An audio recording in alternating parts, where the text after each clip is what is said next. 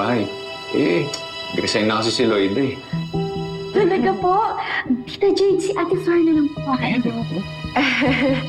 Well, I'm not sure if Flores someone I can trust. Tita Jade.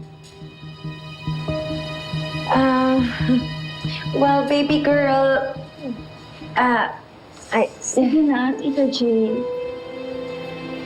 Si Ate Flor po, I trust her. Tsaka di ba po matagal po kami nagkasama sa bahay. Masipag at responsable po siya. Isa pa po, she cares for me. Oo po, ma'am. At saka sisiguraduhin ko po lahat po ng iuutos niyo gagawin ko po. well, Sige na, kunin mo na tong si Flor. Kaysa maghanap pa tayo ng nating kakilala. Kaya nga, Tita Jade. Tsaka isa pa po,